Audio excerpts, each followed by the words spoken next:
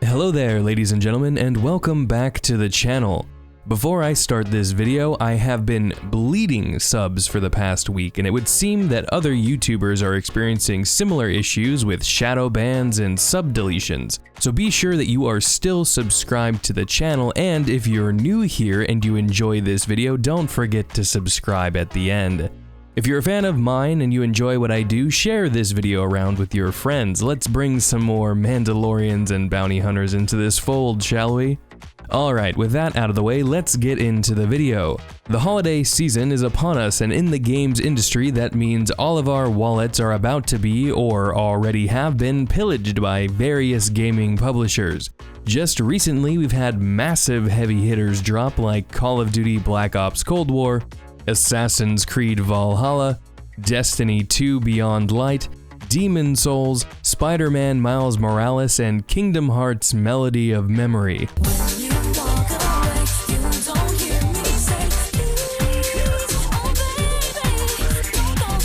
Oh, and then there's this little game coming out in just a few weeks. You might have heard of it, I don't know. It's a little bit of a small game, Just Dance 2021.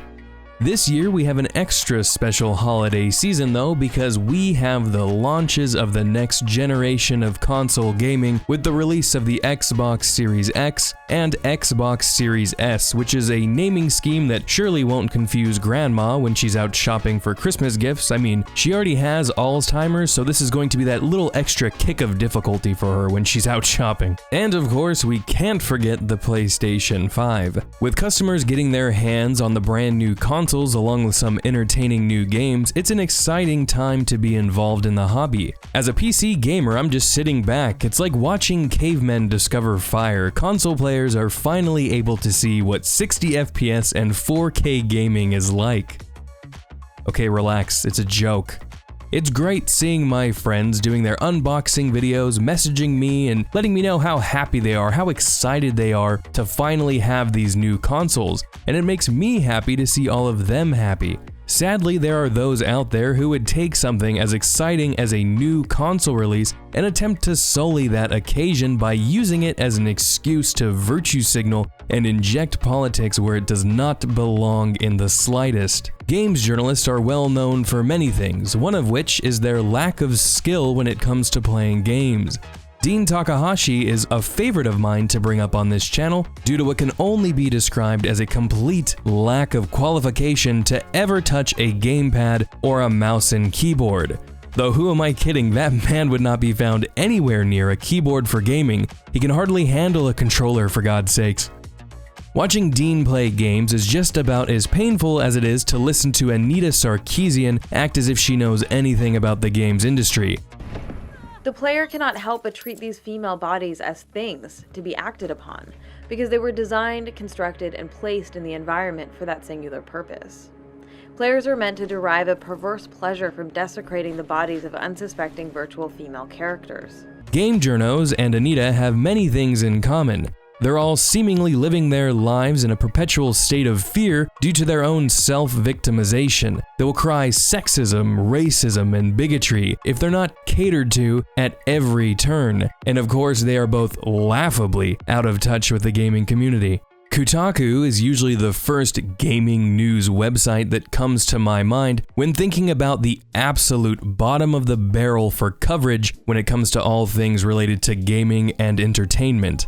And keep in mind, I use the term gaming news website incredibly loosely when referring to Kotaku, because Kotaku can be best described as a Tumblr blog run by a few leftist political activists venting their feelings and getting out all of their frustrations as they come to terms with the fact that the evil cis-het white men still exist in the gaming space, and honestly, that they exist at all. You can always trust Kotaku to bring you hard-hitting gaming news for all the real hardcore gamers out there. Just take a look at a few of their recent articles like this one about Baldurs Gate.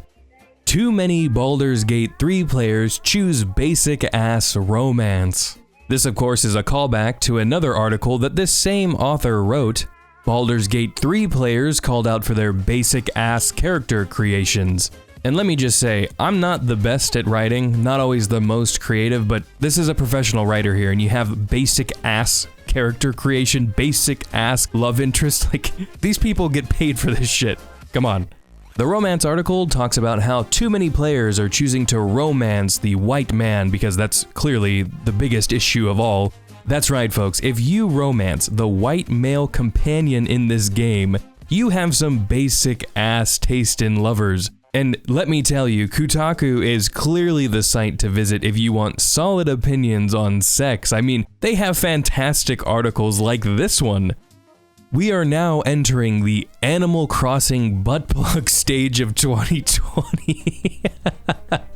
I can't take that shit seriously. Oh my god. Look, there's like a little video of them demoing it, not Pornhub style demoing it. It's on a table, it's just flopping around like a fish out of water. Apparently, Kotaku thinks nothing says sex like a children's video game on the Nintendo Switch. And I can guarantee you that someone at the Kotaku office tried to use a Joy-Con as a butt plug or a dildo. I know that's not the mental image that you wanted, but I had to have it, and now so do you. I mean, really, you don't write an article like this, you don't come to a point in your life when you're writing something like this unless you've experimented a little too much with a gaming controller. I just have no other explanation, but hey, that's the type of derangement that you're gonna get from the Kotaku staff. Kotaku is so desperate to push narratives that they even create issues out of thin air. A few months ago, I did a video covering a Kotaku article written by Ian Walker titled, Assassin's Creed Valhalla devs preemptively shut down bullshit concerns about female Vikings. And that article starts off with something stunning, truly brave. It starts off by saying, women exist. This is a basic fact of life. Shocker, I know, right folks? If you want to see that video, I'm going to leave an annotation above. Go ahead and check that out after this one. I think you'll be pretty surprised by what you'll find. Ian has once again graced us with his galaxy-brained articles by covering the release of the PlayStation 5. And I hesitate to call this first one an article because it's just a Twitter post. It's essentially something that Ian could have just retweeted, but no, instead, he had to make an entire post dedicated to a Twitter video. This quote-unquote article is titled, The PlayStation 5 Just Came Out. All Ian wrote in it was, Congratulations, PlayStation 5, live your truth. And then it's followed up by this video. Hey, we got the fucking, got it brand new, baby, right here, you know what I'm saying? What? So yeah, that's it. That's the entire article. Sure, it's a funny video, it made me laugh when I first saw it on Twitter, but it's a video that lasts a few seconds. There's nothing to analyze, there's no deeper meaning here, it's a fucking gay station joke. That's what me and my friends used to call the PlayStation 2 back when we were kids. This isn't newsworthy, this isn't a news site. It's not like the PlayStation 5 grew arms and legs and a massive dick and then went around banging every single man in sight. They didn't get activated like some kind of sex-crazed robot sleeper cell agent. I mean, that would be newsworthy. But anything for that ad revenue, right, Kotaku? Now, that little blog post there isn't really anything to get all that upset about. I just find it laughable and frankly pathetic that this is what Kotaku feels meets their standards of what should be on a gaming news website. The next article from Ian is where we can see what console reviews have been lacking. You think ACG is an excellent source for reviews? Well, did ACG mention how Trump and COVID should make you feel bad about owning a PlayStation 5? No? He didn't? Well, that's why you need to read Ian's review. Ian's PlayStation 5 review is titled, Great Console, Weird Timing. At first glance, it may just appear to be another substandard review from somebody attempting to pass themselves off as an enthusiast of games.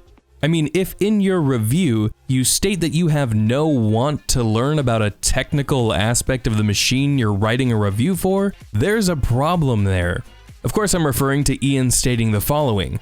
My technological illiteracy kept me from getting too excited during lead system architect Mark Cerny's deep dive presentation on the PlayStation 5's innards. I still have no idea what a teraflop is and I refuse to learn. And it's not just the fact that he doesn't want to learn what a teraflop is, despite the fact that a simple Google search could give you that information. Ian also admits that he doesn't even understand why people would want higher frame rates in games. It's like, yeah, dude, who needs better performance in games? What are you, an idiot? If my game runs at 15 frames per second, that's all I need. If my game runs like a slideshow, that's how games were meant to be played. It's more cinematic that way. Ian's complete ignorance to technical specifications and performance aside, what we're really here to take a look at is the way in which Ian wraps up this pathetic excuse for a review.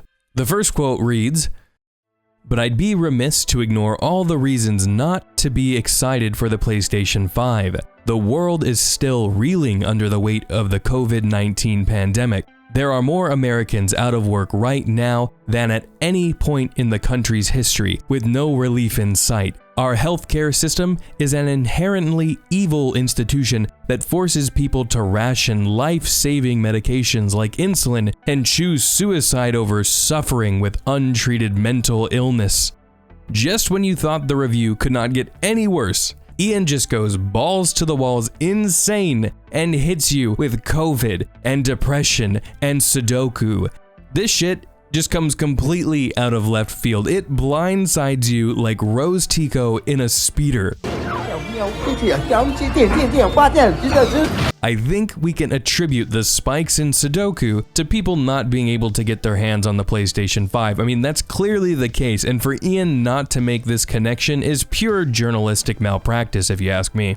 Ian would continue his lunacy by saying, "As I'm writing this, it looks very likely that Joe Biden will be our next president. But it's clear that the worst people aren't going away just because a new old white man is sitting behind the Resolute desk. Well, at least not this old white man.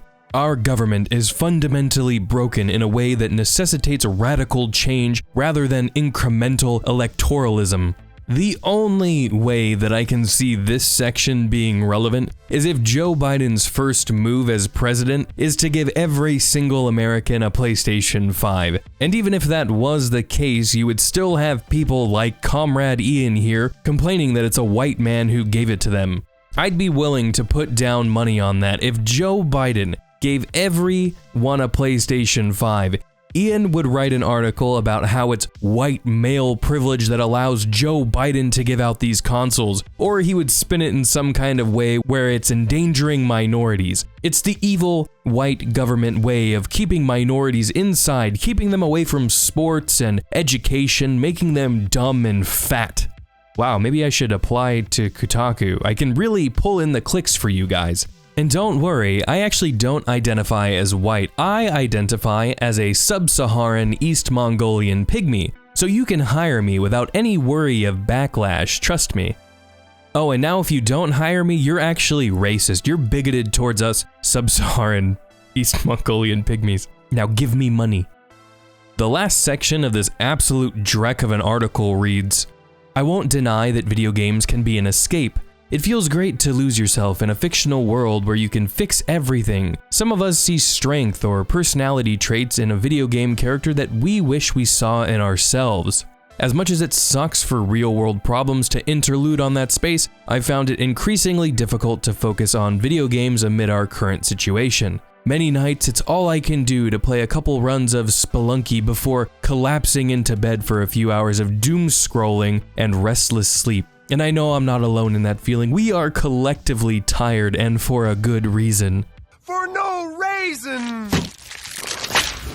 Can you feel Ian's pain? Can you sense how much he actually cares? How much it bothers him that Orange Man's still bad?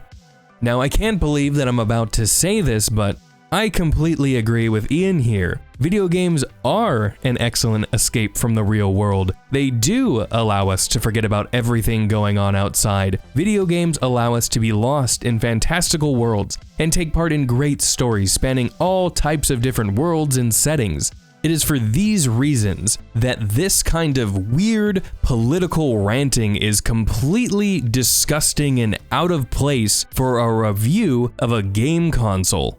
Ian just couldn't help himself. His need to virtue signal is so strong that he couldn't even hold it together to review a gaming console that is bringing joy to people around the world across the political spectrum. He clearly has a selfish obsession, a compulsion to show how woke he is, lest anybody forgets that he works at Kotaku.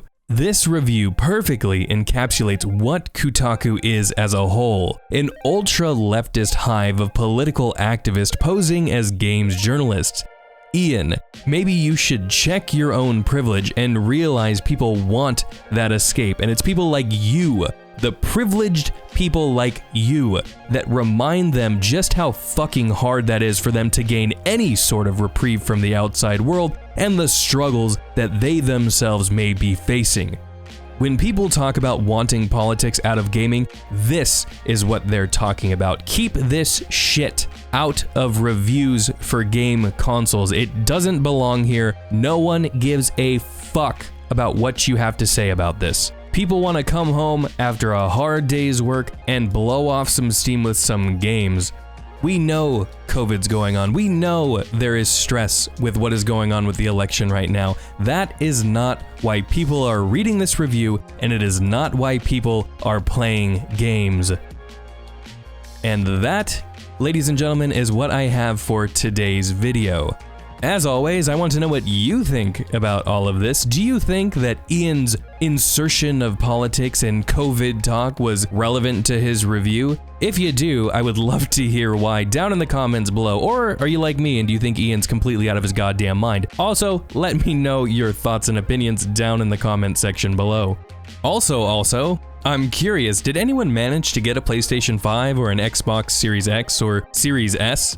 I'm still kind of checking periodically. I'm kind of on the fence about getting one, but if you were lucky enough to get your hands on one, let me know how you're enjoying it. And if anyone happens to see one that's actually up and ready for sale, DM me on Discord. I might be picking it up, do some streams, who knows. If you like the video, don't forget to drop a like, and if you really want to support this channel and stay up to date with all of my future videos, hit the subscribe button, make sure you turn on all notifications so you do not miss a single video of mine, and don't forget, if you want to go that extra mile and prove that you are, in fact, an elite badass, join the Discord. A link for that will be in the description below, MGM Mother Base. You can also find me over on Twitch every Tuesday, Thursday, and Sunday, same name, Metal Gear Mando.